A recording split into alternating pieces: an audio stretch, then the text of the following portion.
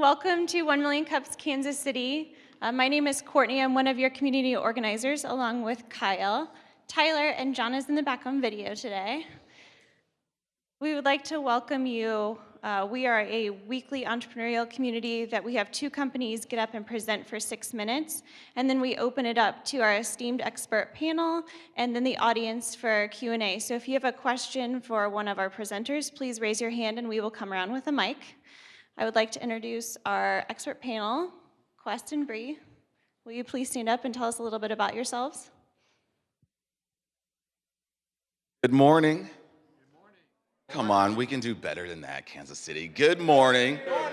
That's a lot better. My name is Quest. I'm from Project United Knowledge. We are a startup studio for women and underrepresented individuals that have technology, product-based, and/or service-based ideas.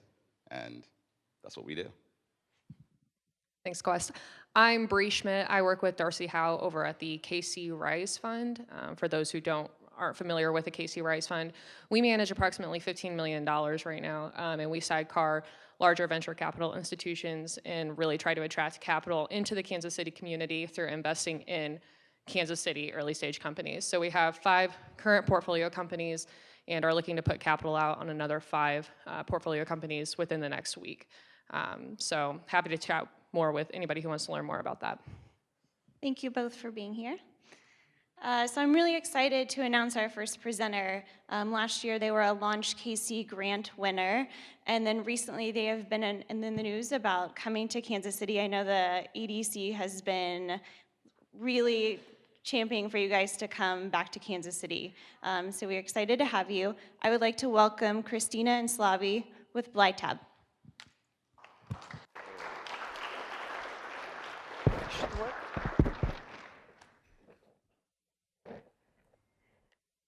So hello, ladies and gentlemen, good morning.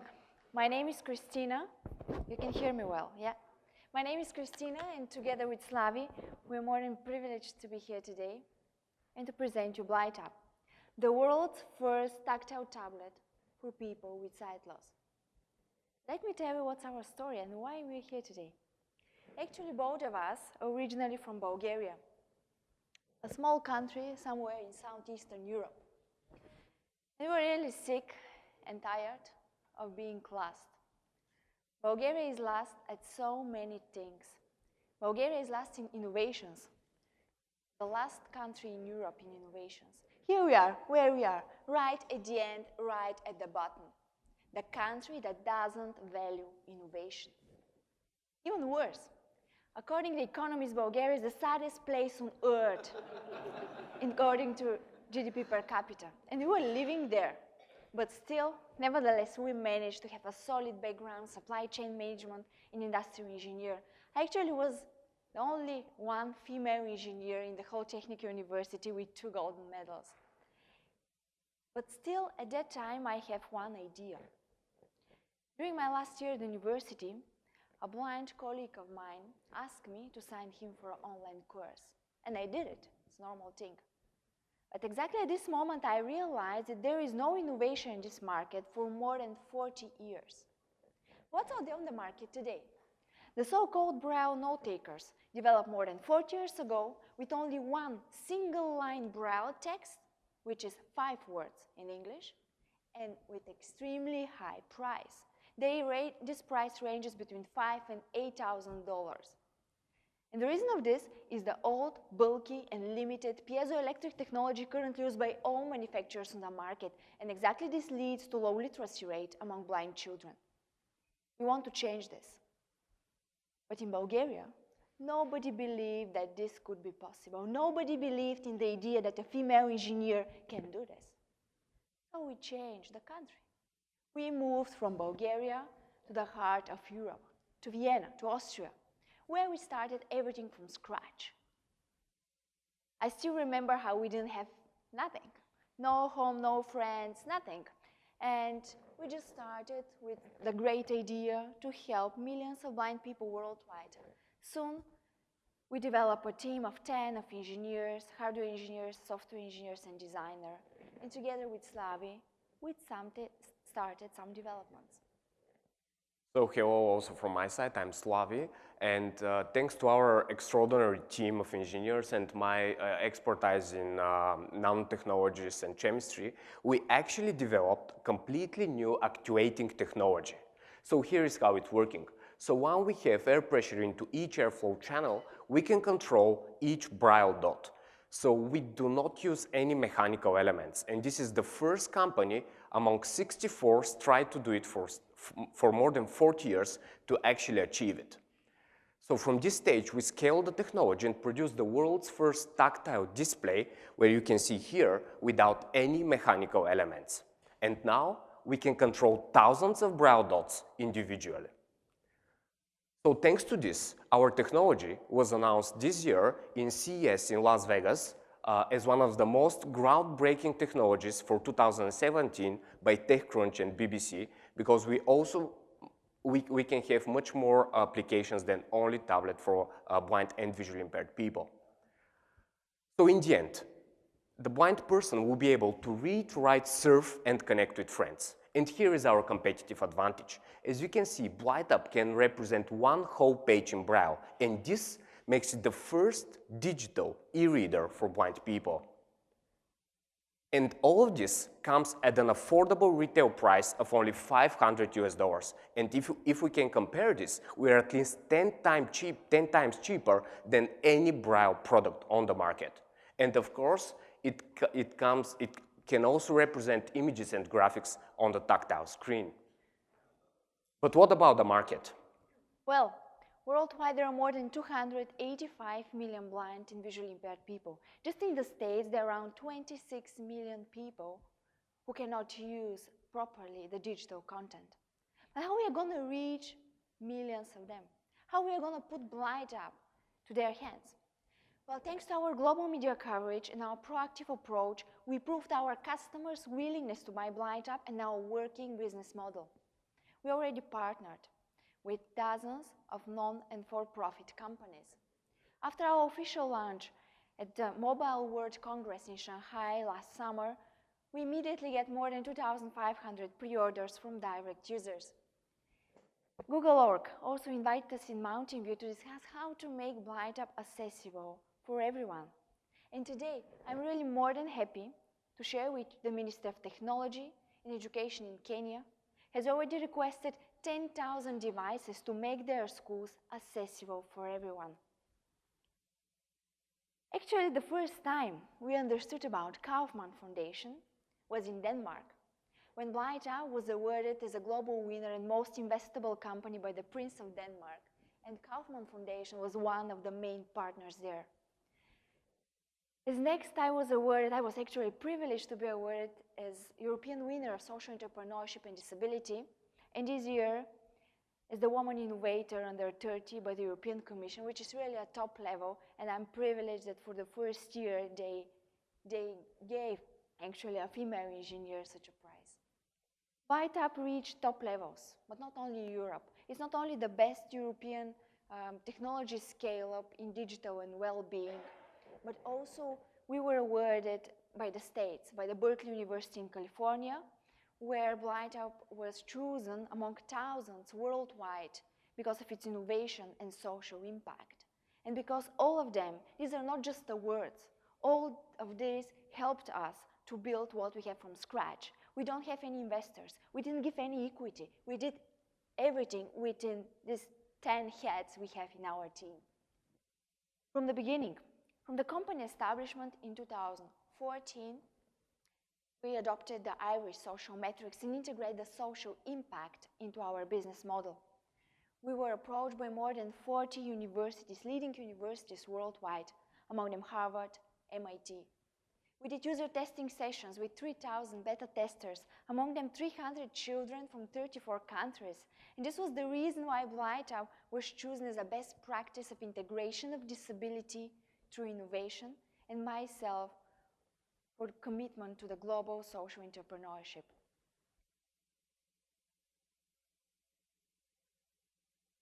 But BlightUp is also part of the Launch KC, and we're more than happy to be here today because we're the only one international company in the class of 2016 granted by Launch KC.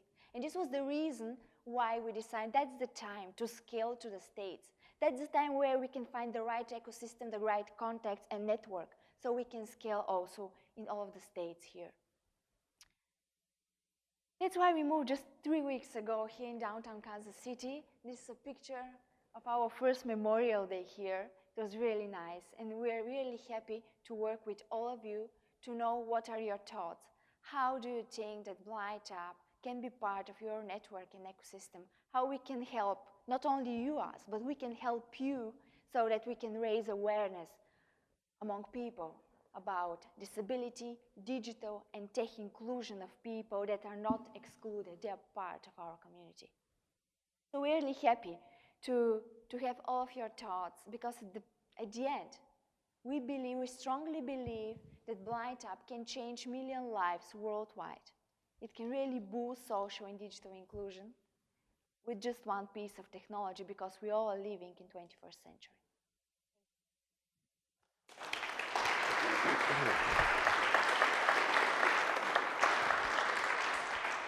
Thank you for your presentation. We'll open it up to the expert panel first for Q&A.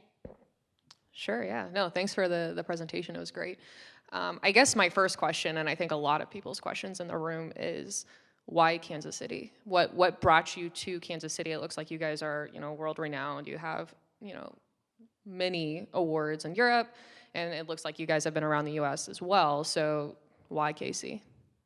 We had the opportunity 2 years ago to move to Palo Alto, San Francisco, where we declined actually our first investment proposal. We decided it's not only about the money. It's about the network. It's about the people that can help you raise awareness, because we are not a standard tech company. People have to know, also investors, and everybody has to know that we are a company with social mission. We are a for-profit company, but we have also other goals at the end. And we decided Kansas City because Launch KC, we didn't know actually that this exists at all. And we understood that they can give us the opportunity to be here, to raise awareness, to grow, and after that to scale also to other parts. And that's why we decided actually to move here.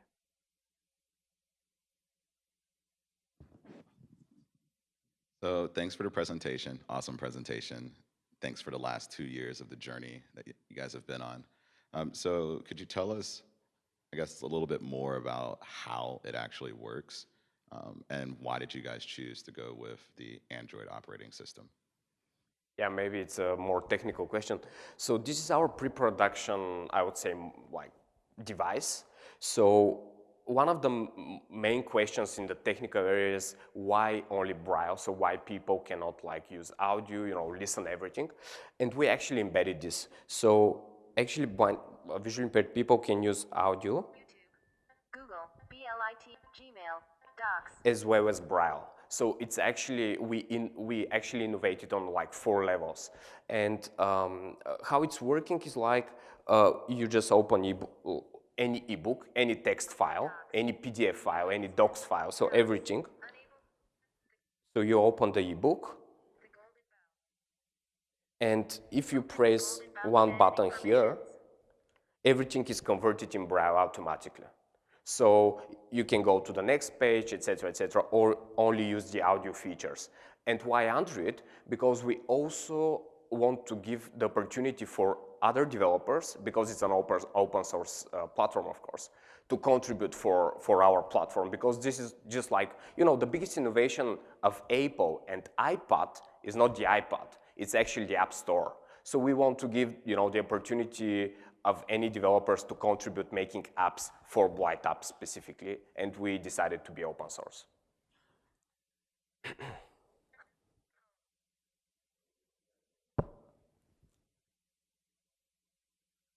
Thanks. So with you guys being open source technology, do you guys have any patents on that will protect you guys from other developers? From the beginning, we know that our secret sauce is in the technology itself and its scalability. That's why we have already international trademark registered and 2 patents on the actuation technology already granted.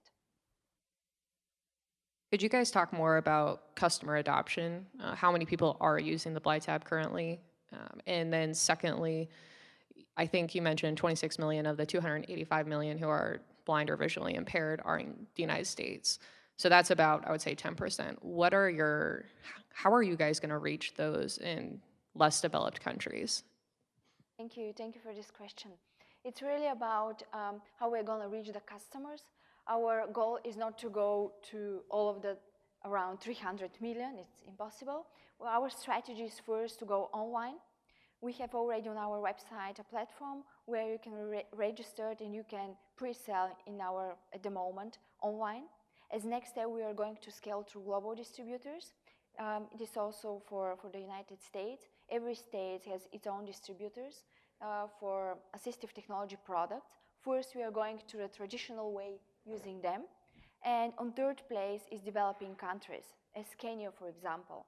There, some of them are working with the United Nations. That's why they have the budget to have BlightUp. But also, we develop a new kind of business model, which means they can borrow BlightUp from a library or university, this means a public body, for 50 cents per day. This means this completely new revenue stream for us on one side, but it's nothing. It's just really giving them the opportunity to use BlightUp because they don't have the opportunity to buy it at that moment. Yeah, so going to the revenue model now, so it looks like you guys are selling them for $500 a piece. And then, so you'll sell these tablets to the universities at $500, and then will you get a cut of the 50 cents per day, or is that going straight to the universities? For developed world, it's $500 straight, and for developing countries, in Africa, also some countries, Southeastern Europe, it's 50 cents per day. This is the price for the end user, yeah. Last question, sorry, what are your margins right now? Because we are online recording, I would not say exact number, but they're pretty good. Yeah. Yeah, in terms of, we really disrupt everything that's on the market, the technology. That it costs, for example, one cell of, let's say 5 symbols right now costs around $100. We can produce this for $1. Awesome. We'll keep the hard questions going. If you have a hand and a question out there, please raise it and we'll come to you with a microphone. Question over here on your right. Nice presentation. This is really fantastic technology. So you said you have 10,000 pre-orders, which is fantastic. That obviously is validating the model. Where are you as far as fulfilling those orders? Timeline-wise, do you have manufacturing kinks worked out? Just where you stand right now with those orders, those pre-orders?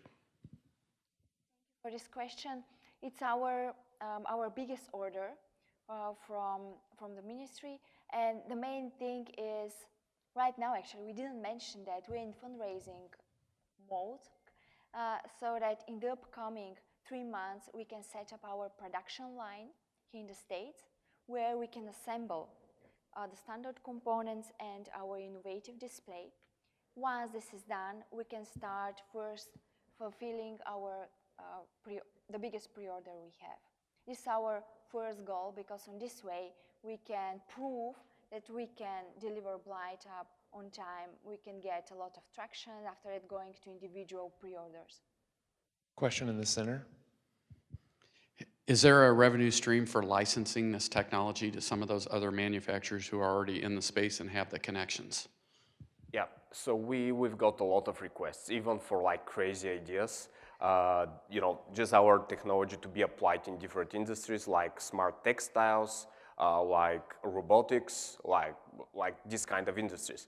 But we started with actually the product itself, and we developed the technology as a need for this product. It is possible, of course, to license it once, but we first want to fully concentrate on finishing and delivering the tablet to the market. So it's possible, yeah. We can take it as an option, licensing the technology, but currently we're really focusing on not distracting a lot with a lot of opportunities, but delivering BlightUp. Question way back here on your left. Good morning. Good to see you again. So my question is about how people in the blind community are using this new technology. Could you provide some examples of how's it empowered the people that have used it? Is it through employment? Is it through access to the internet? What are you seeing in terms of the users and their experience? Thank you very much for this question. Before I started doing this, I didn't know actually what was the difference, why Braille is so important. That's why also we received every day so many questions about Braille, and Braille is dying and so on. Braille exactly needs something like this in order to have this hockey stick and to start or to increase using it, because Braille is the fundamental tool for literacy and education. What does it mean? The word alphabet, you know how it's written. But if you hear it, you don't know that there is PH. So this is the same. Blind people, without having something written and read it, they will still remain illiterate. They don't know how to write. And Braille is a must in order to be qualified, in order to be employed, in order to have a child who is severe visually impaired and don't know what the brain as an image looks like. BlightUp can represent different images. So this is really open a way for digital content in terms of text, in terms of graphics, mathematics, and so many things. We received every day so many emails from mothers about their children. They're eager and they're sometimes very angry. Why you don't? I cannot have BlightUp tomorrow. My child has a class of something and so on. So this is something that people need.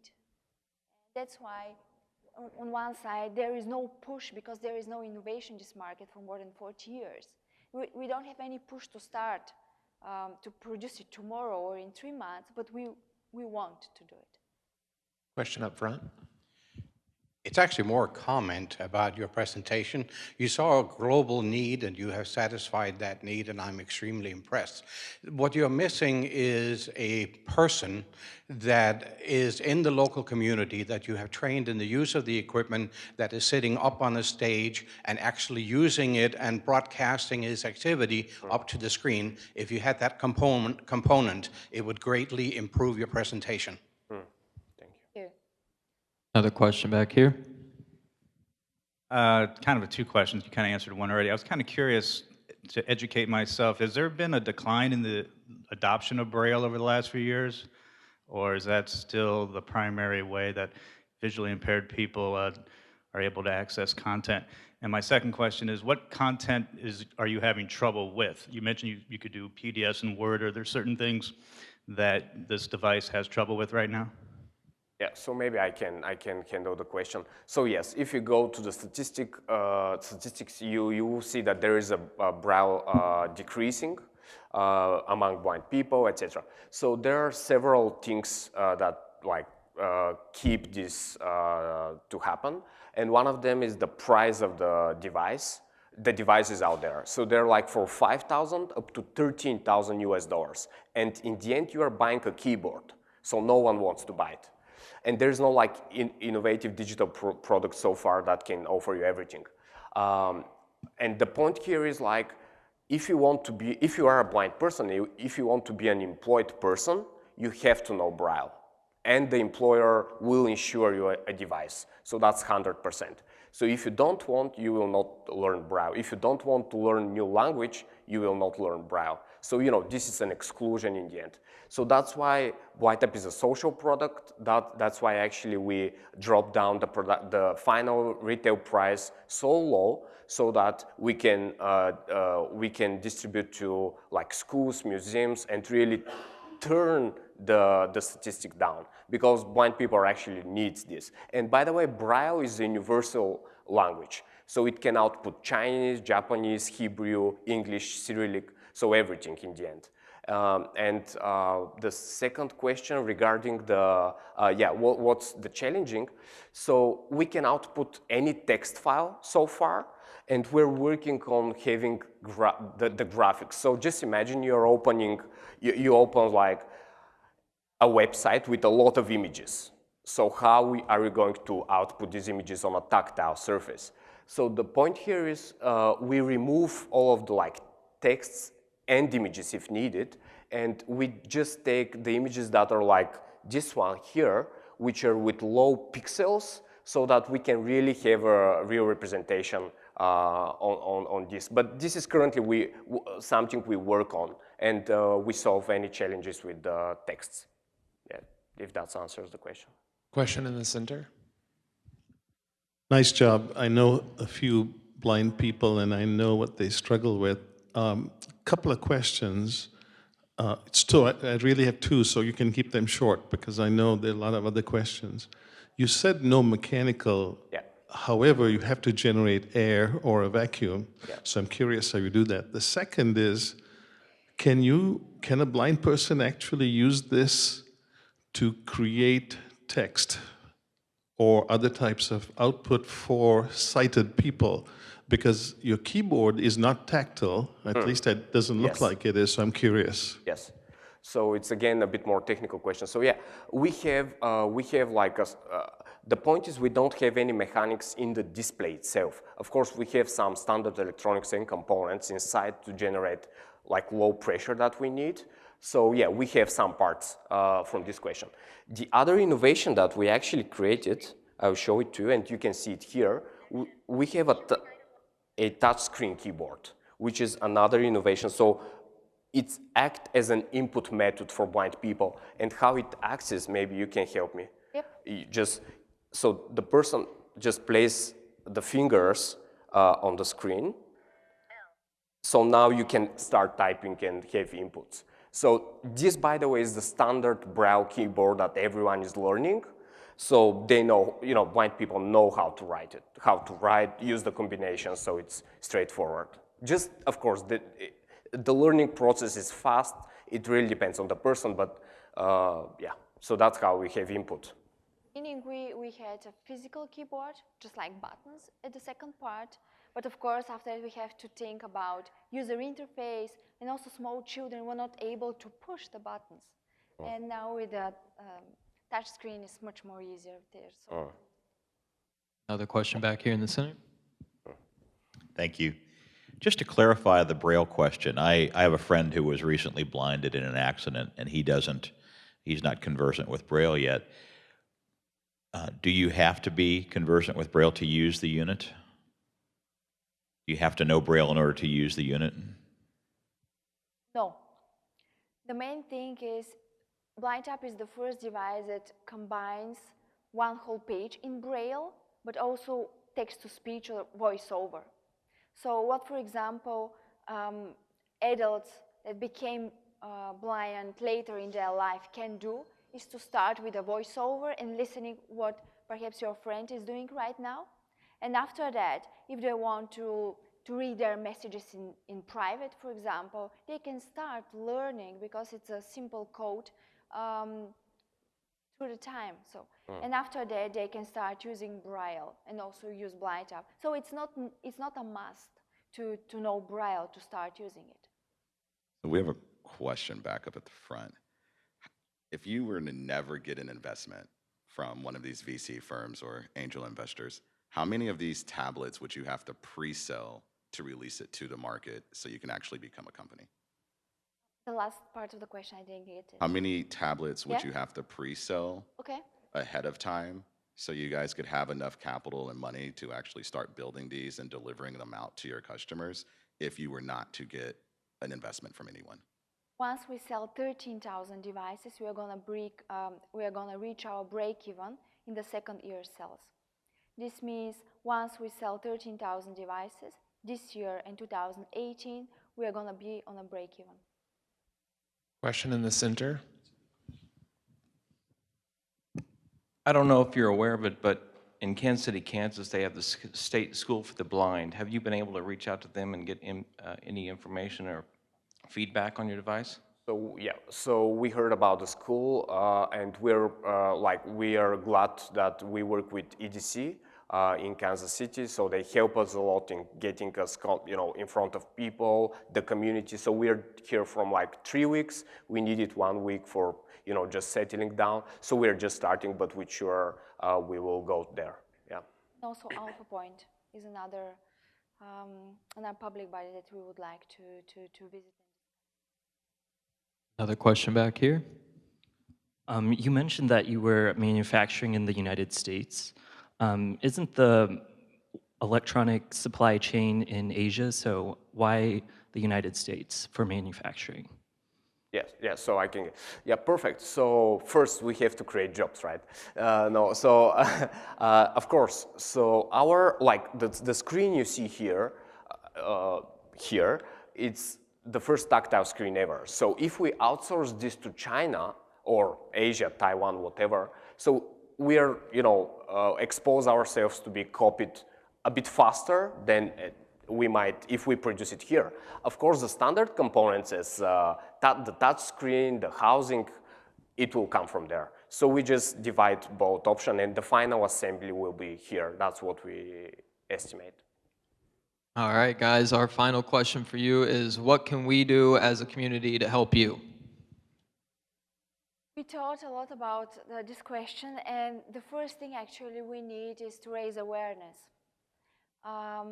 Every person you know with severe visual impairments, every organizations, also thank you for your comment, this would help us. You can reach us here on blightup.com. There we have, or info@blightup.com, but there is also a standard form, so we can stay connected. Another thing is currently, as we mentioned, we're in fundraising. We're fundraising actually. So this is also something that perhaps you can have in mind. You're also going to travel a lot through all of the states in order to find the proper partner, not only with the investment we need, but also the background and understanding what we are doing. And perhaps last thing that it's also, let's say, of need currently is accountants as well as lawyers. So everybody that has expertise in this area is welcome after that to talk with us. Thank you. Thank you. All right, guys, give it up for him.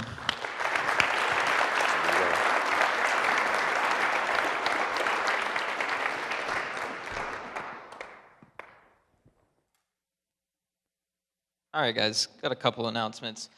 We didn't mention it earlier, but if you could take out your smartphones and download the 1 Million Cups app if you haven't already.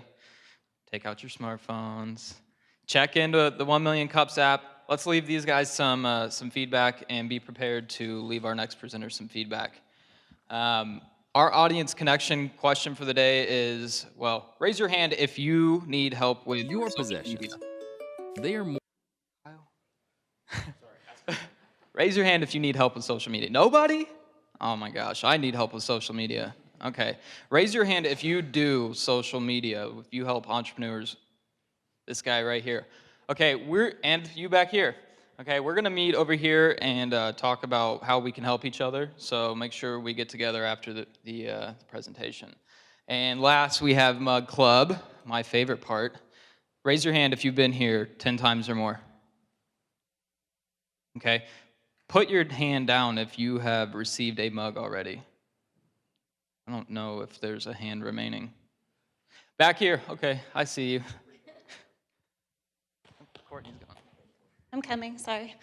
Okay. Welcome to our Mug Club. Will you please stand up and tell us a little bit about you and why you come to 1 Million Cups every week? Well, my name's Valerie Sieberling, and I'm an attorney who turns business expectations into agreements. And I come down because I like to meet all the people and hear about all the new ideas that are going on and kind of stay up to date. Thanks for joining us. All right, guys. Our next presenter is Mike with Possessions Safe and Found. It's a mobile app that lets you document and recover your valuables. Give it up, guys.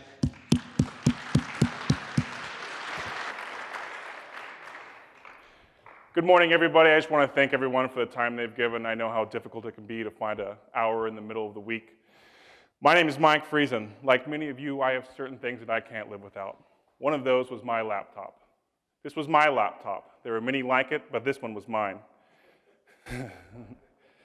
I used it every day. It contained all my work files, pictures of my kids, music, software, just about every item I owned. Before the story happened, if someone would have asked me the value, I would have told them that hunk of plastic was irreplaceable. Unfortunately, I have since learned the truth. I can remember the morning clearly. Coffee in hand, I opened the door to my truck. and then it happened. I was the latest victim of theft. The cab was a mess. They had went through everything. As they frantically searched through the disaster, it became painfully obvious that my irreplaceable laptop suddenly became replaceable. After that event happened, I did what every responsible adult does. I called my buddy down at the pawn shop to see if the laptop came in overnight. It was in that conversation that I found out how little I actually knew about my prized possession. I had the model number, but not the serial number. I had no pictures and no proof of purchase. My chances of recovery just got slim. I reported the theft to the police, but without the exact serial number, there was little chances for it to be recovered. After this enlightening event, I was bound not to repeat my mistakes. Immediately, I searched for a way to start documenting what I own. If this does happen again, I'll be prepared. As I searched for the different software, programs, and apps, none of them did exactly what I wanted. That's where the idea was sparked. I wanted to make it simple for people to document what they own and recover what they've lost. Together with my partner, Danny, we have created the mobile application called Possessions. Your possessions. They are more than the items you own. They can be the things that matter most. It could be your bike, your laptop, or even your pet. These are the things you can't live without. Yet, at any time, they could be lost or stolen. Now, this would be a problem, but not when you're using Possessions. Possessions lets you document, find, and recover all of your personal belongings, ensuring that everything is returned safe and found. You can take photos, save serial numbers, scan barcodes, add an NFC security chip, or attach an iBeacon, a Bluetooth beacon, to anything you want to keep track of, giving you different options to create a record of your inventory. If your item should ever become lost or stolen, instantly add the item to the community database, which allows other users to notify you when they find your item.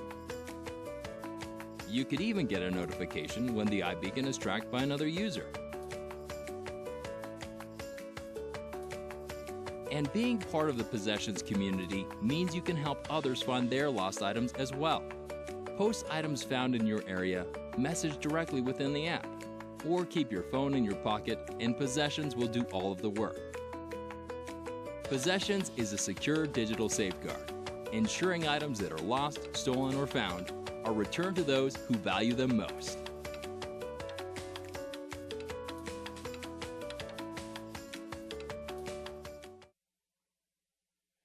Possessions was built to help people protect what they value, and if the worst was to happen, assist in recovery. Alerting your immediate community will allow others to be on the lookout for your stuff. No longer will you drive by a wandering dog in your neighborhood and question if he is lost. That answer will be at your fingertips. We've built a user-friendly platform that is suitable for all tech skill levels. Easily document what you own in 30 seconds. For your more valuable items, attach an iBeacon, a Bluetooth low-energy beacon. This beacon emits a signal up to 225 feet, instantly alerting you when it comes into contact with another user. From a picture and a serial number to a Bluetooth beacon, Possessions is a comprehensive platform to protect your valuables. When I researched this project and the different tools out there, I quickly found that my options were limited. On some sites, my posted items were buried down the list and removed within a couple of months. It was hard to search the database and even harder to communicate. Other programs were limited to the hardware they sold, and most did not have a mobile app. We decided to include a lot of the things we liked and try to fix the things we didn't. We have an interactive website that allows users to search through posted items, and with our mobile app, we utilize all the functions of your phone to help accurately document your valuables. Once your item is logged into the Possessions database, it always will be. Our market is simple. This app is for anyone who owns something valuable and wants to protect it. This demographic is global. Our immediate market includes anyone who has had a recent property event in their life. We've kept track of this by documenting all the Craigslist lost and found posts in every city in America. There are over 1,500 unique events posted every day, and of those, 15% are offering a monetary reward ranging from $50 to $500 or $5,000. Losing something is an emotional event, and having something taken is far worse. With the Possessions app, we want to offer the help and hope of recovery. Our goal is to be the community you turn to if this kind of event happens in your life. Not everybody has a buddy down at the pawn shop. And I just want to we are teamed up with Kicker Country Stampede. We've taken over their Lost and Found for 2017. That's our big win of the summer. So we got 170,000 people at this concert, and we're going to be the lost and found. So everything is going to go through our app. We've created 10,000 of these flyers, and we stapled 5 barcode stickers to them, and we've got all the campsite bags and VIP bags that have been sent out earlier, so they can tag their stuff before they come to the concert and the festival. And if it gets turned in, we can scan it with our barcode scanner, and it'll immediately alert them that it's been turned in and found. That's it.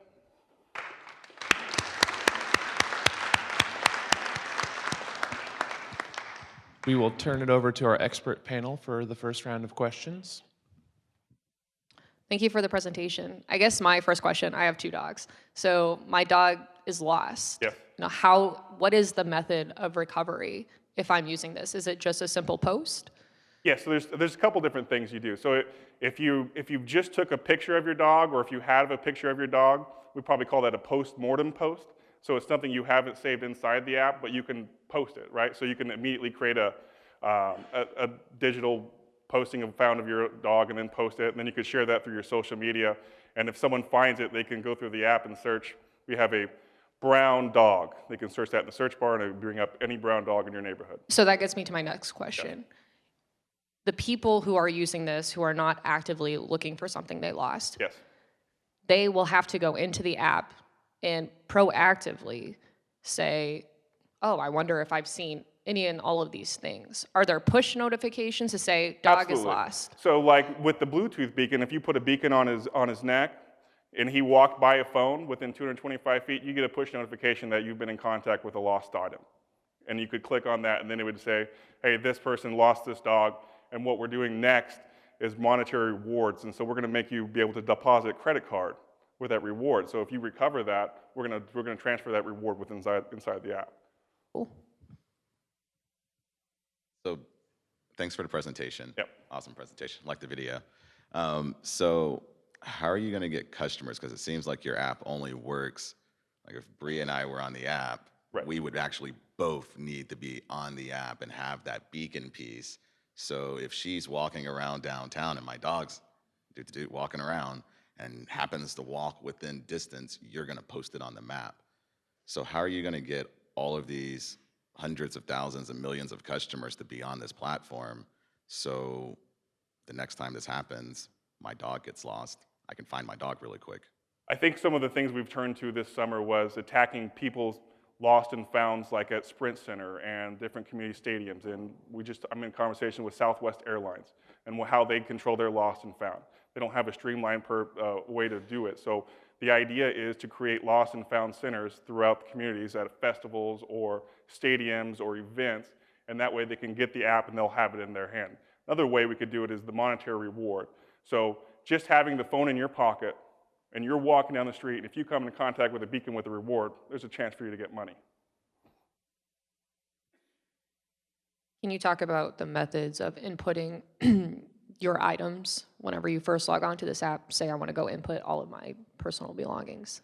Yeah, so there's a couple ways to do it. Like I said, you could, initially we come up, we ask you to take pictures. And so when I was talking to law enforcement agencies and different people in law enforcement, identifying marks or keys. So if you have a bike and there's an L-sized scratch underneath your seat post, you take a picture of that, and just anything that's identifying, pictures of the serial number, name it, and then the next goes into purchase date, warranty information, cost of it. And so what we also did is, if you had to turn anything in for the insurance company, we have a print to PDF feature. So if your house burned down and you had logged everything inside the app, you can immediately print a PDF with all the information you have of all the items you own.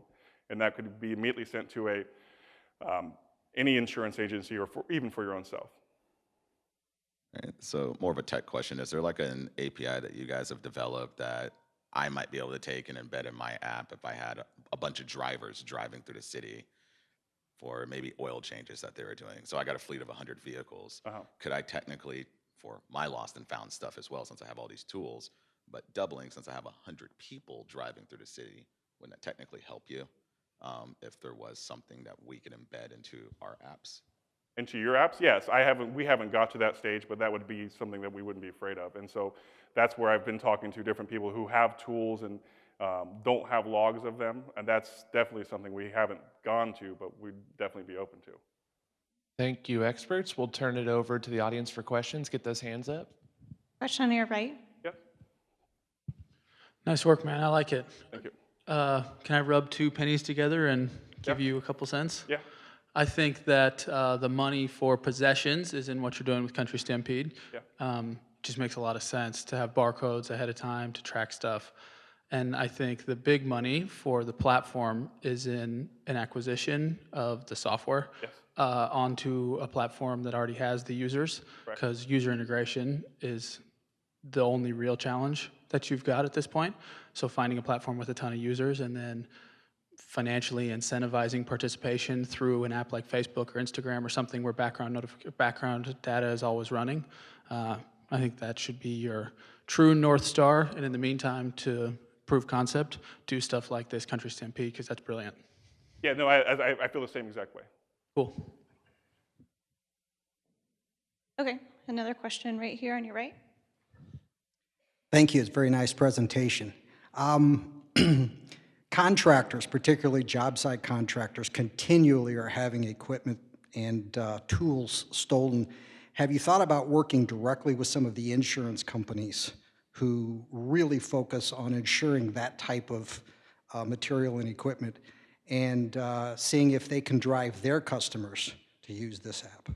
Yes, we have. I haven't had direct conversations with, State Farm or Farmers Insurance directly at the higher up levels, but I have went to my local insurance agencies, and they've got pamphlets inside their office that directs them to my app. And so if they wanted to log their information, log their details of their product or inventory, they can do that. I know some of the insurance companies already have an inventory app.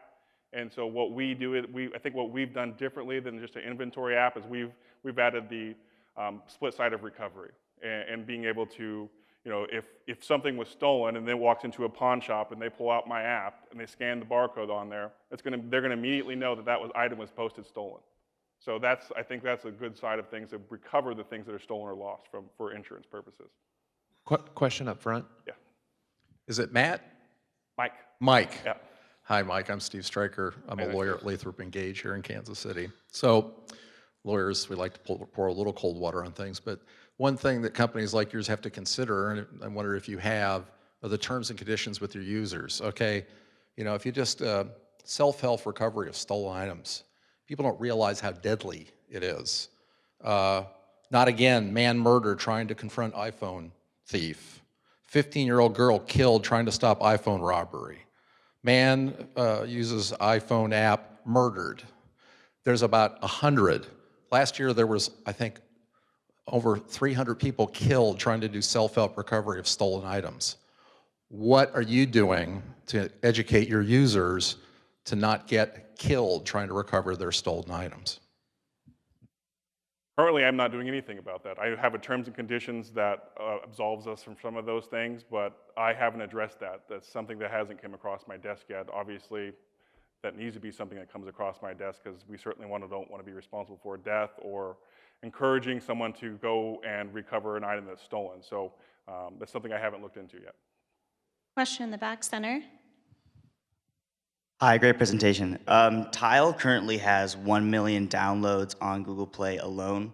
And I own a Tile, and one of the biggest things is in the background, there's always the location running, and they're trying to track everything and trying to find all that kind of stuff. How would you optimize your apps so they can better not drain your battery all day?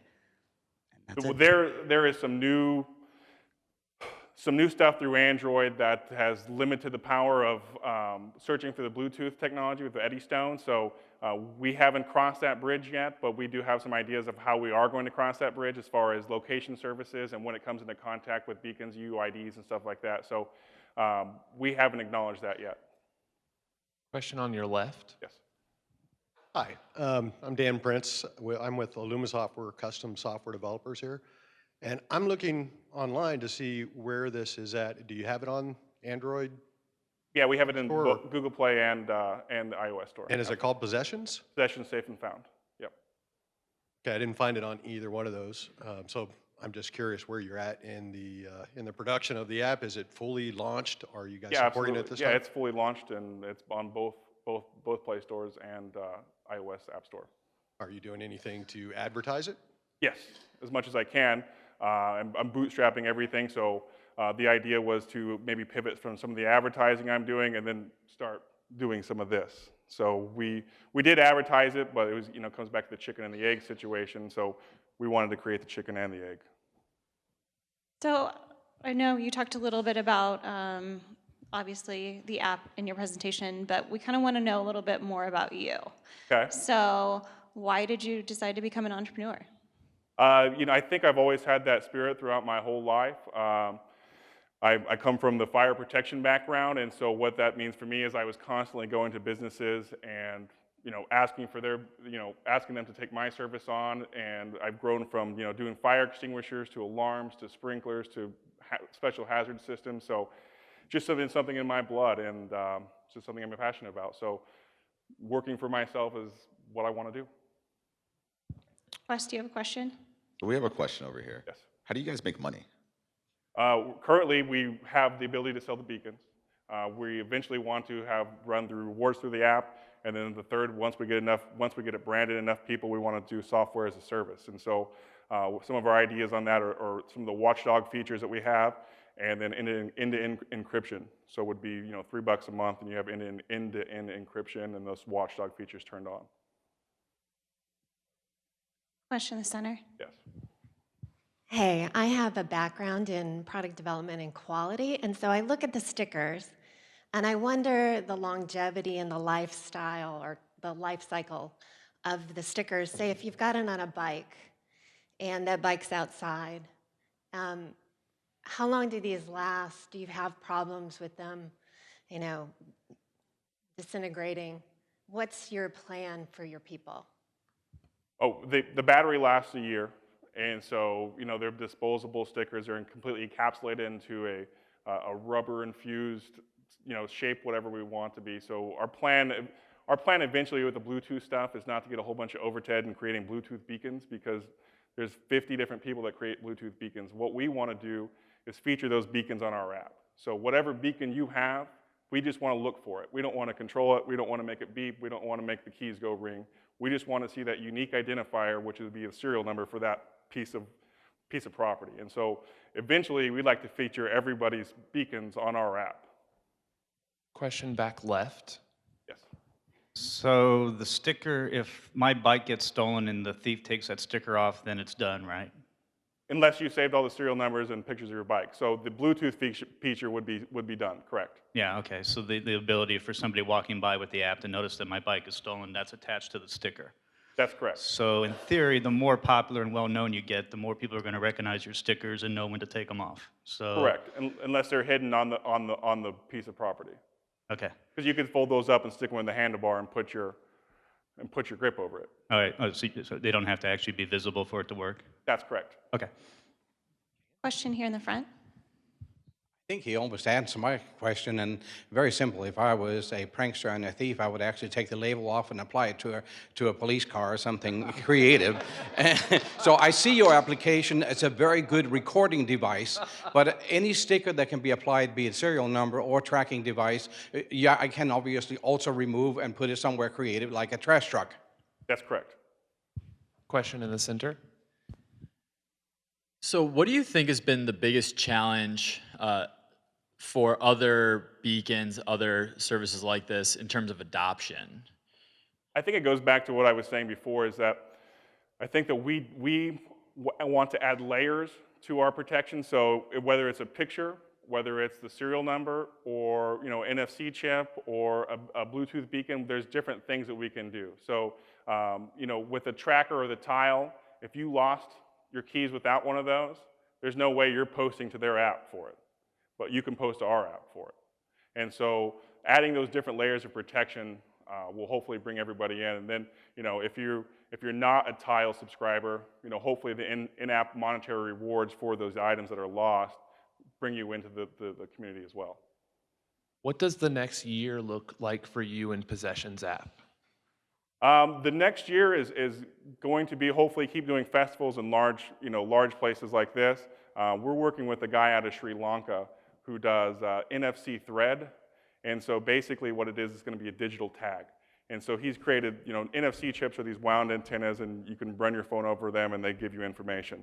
He stretched out and encapsulated it where you can be sewn into clothing. So we're hopefully to progress where he's going to start manufacturing those and selling them to me, and hopefully I can go out and say, hey, that's a very expensive purse. With this thread in there, it's always going to be yours, and if it gets lost or stolen, someone could take out the phone, scan it, and then you could get it back. Mike, thank you so much for your presentation today. What can we as a community do to help you? Just download the app and give me some feedback. I mean, that's what I'm looking for. I think the opportunity to come in here and talk to you guys is a gigantic help for me. I've done Lawrence, Omaha, and Topeka 1 million cups. I mean, that is just, it's awesome for us. All right, thank you so much. Let's give them a warm round of applause. And thank you all for joining us this morning. If you want to chat about social media, we'll be right up here. Make sure you log into the 1 Million Cups app to provide feedback to our presenters today. And we, the community organizers, want to meet you. So come grab us and say hello. We will see you next week for presentations from Life Equals and Helio. Have a great week, guys.